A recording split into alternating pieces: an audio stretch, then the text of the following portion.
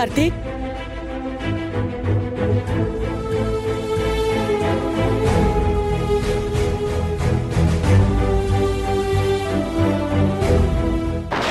కార్తీక్, కార్తీక్ ఏం చేస్తున్నావు? వద్దు కార్తీక్, ఏం చేస్తున్నావు?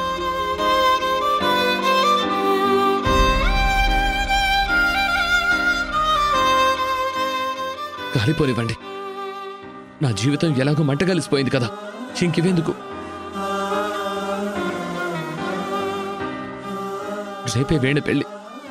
ఇంకెవి కూడా కాలిపోతే నా దగ్గరున్న తన జ్ఞాపకాలు కూడా కాలిపోతాయి.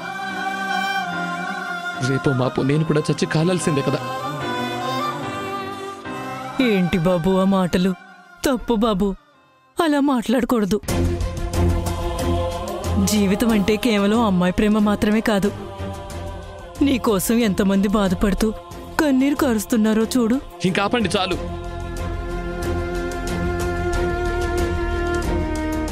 అందరూ ఇప్పటికే నన్ను చాలా ఎక్కువ ఓదార్చారు. నాకు ఓదార్పు అక్కర్లేదు. అసలు మీరెవరినైనా లవ్ చేశారా?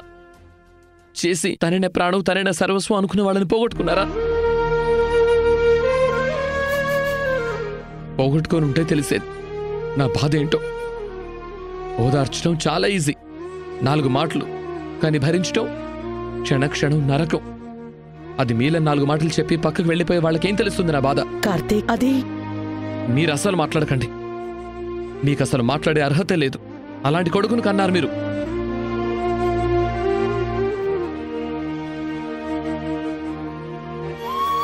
ఈవిడగారి సుపుత్రుడు ఆ రోజు నా దగ్గరకు వచ్చి ఫ్యాక్టరీ కడితే కూల్ చేస్తానని ఛాలెంజ్ చేసి వెళ్ళాడు.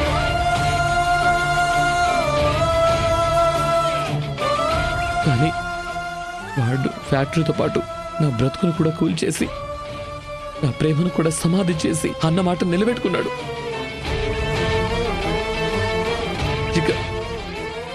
ఇక రేపటితో నా జీవితం అంత శూన్యమే. ఇంకెందుకు నాకు ఇవన్నీ? అందుకే తగిలేశాను.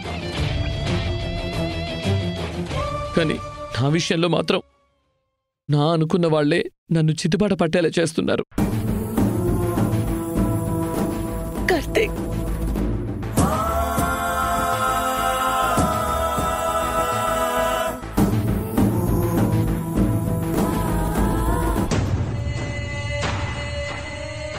ఫ్యాక్టరీ పనులు ఏవి ముందుకెళ్లడం లేదమ్మా.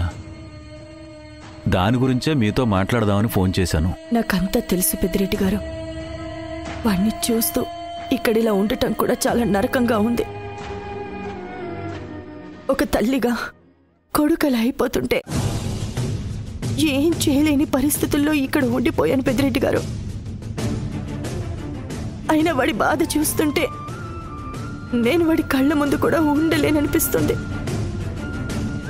ఈ విషయంలో మీరు మా వెనకాల ఉండటం చాలా ముఖ్యం పెద్దిరెడ్డి గారు. దయచేసి ఈ ఊబి నుండి మీరే నా కొడుకుని బయటికి తీసుకురావాలి. నేనే మీకు కాల్ చేద్దాం అనుకున్నాను. దయచేసి నా కొడుకుని దీని నుంచి బయటికి తీసుకురమ్మని మిమ్మల్ని ప్రాధేయపడుతున్నాను పెద్దిరెడ్డి గారు. అయ్యో, నాదే ఉందమ్మా. మీరు చెప్తున్నారు కదా, నా వరకు అయింది నేను ఖచ్చితంగా చేస్తాను. మీకు రుణపడుంటాను పెద్దిరెడ్డి గారు. అన్నట్టు రేపే రిషి వీణుల పెళ్లి వెంకటేశ్వర స్వామి గుళ్ళో మీరు తప్పకుండా రావాలి. వస్తానమ్మా.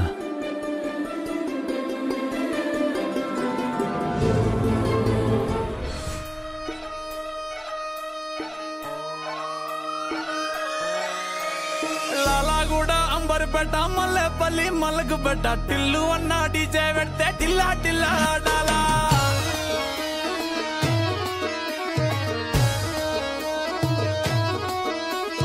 మల్లేసన్న దావత్లా పన్ను గాని బారాత్లా టిల్లు అన్న దిగిందంటే టించక్ టించక్ దుంకాలా.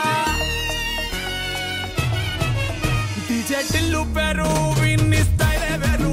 సోకేమో హీరో తీరు. తాగు మామా. రేయ్, చియర్స్ రా. గ్లాస్ తీసుకోవేంటి? పార్టీ నీదే మామా. లేదురా, ఈరోజు నుంచి తాగనని మా అమ్మకి మాట ఇచ్చాను. అమ్మకి మాట? రే, ఎవరి దగ్గర నుంచి ఏమింటున్నాను రా? మీరు తాగేసి నాకు ఎక్కేసిందా ఏంటి? మావా, నువ్వేనా ఇదంతా మాట్లాడేది? రేయ్, రేపే నా పెళ్ళి. రేపటి నుంచి నాలో కొత్త రిషిని చూస్తారు. ఇక నుండి మందు ముట్టను, మత్తు జోలికి పోను అని అమ్మకి మాటిచ్చాను. గట్టిగా మాట్లాడితే మిమ్మల్ని కూడా కలవనని చెప్పాను.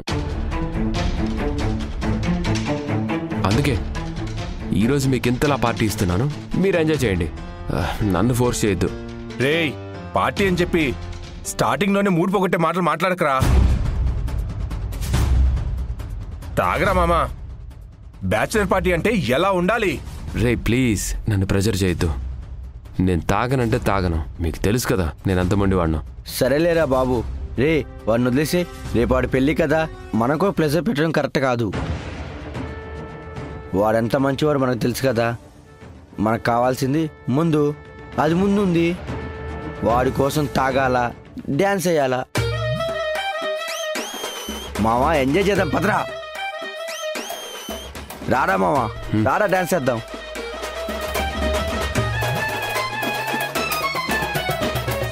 అక్కడ మన పర్ఫార్మెన్స్ పండాలంటే ఇక్కడ మనలో ఈ మాత్రం స్టెబిలిటీ ఉండాలి. రే రిషి, పట్టుబడితే నువ్వేదైనా సాధిస్తావురా. యూ కెన్ డూ ఇట్ రా.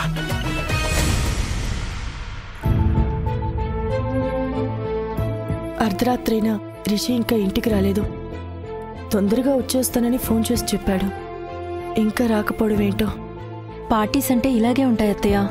ఒక్కోసారి తెల్లారిపోవచ్చు. మీరు ఇలా వెయిట్ చేయడం వేస్ట్. పదండి వెళ్ళి పడుకుందాం.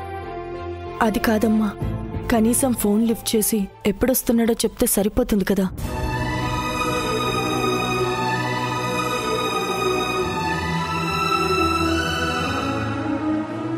అత్తయ్య, మీకు మాటిచ్చి వెళ్ళినా సరే నాకు రిషి మీద నమ్మకం లేదు. ఖచ్చితంగా తాగే ఉంటాడు. ఒక్కసారి మందుకు అలవాటైన వాళ్ళు అంత త్వరగా మానలేరు అత్తయ్య. మీరు అనవసరంగా 4 మాటలు మెత్తగా మాట్లాడి అమ్మ అంటే కరిగిపోయి రిషి మీద ఎక్కువ ఎక్స్పెక్టేషన్స్ పెట్టుకున్నారు. తను ఖచ్చితంగా డిసప్పాయింట్ చేసే టైప్. మీరు పర్మిషన్ ఇవ్వకుండా ఉండాల్సిందే. అలా కాదు వేద, రిషి మీద నాకు నమ్మకం ఉంది. రిషి తప్పకుండా మారుతాడు.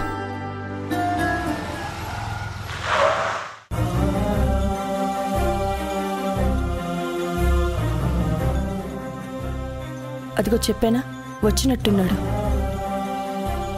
లోక్నాథ్ గారు, లోక్నాథ్ గారు, ఒకసారి బయటికి రండి.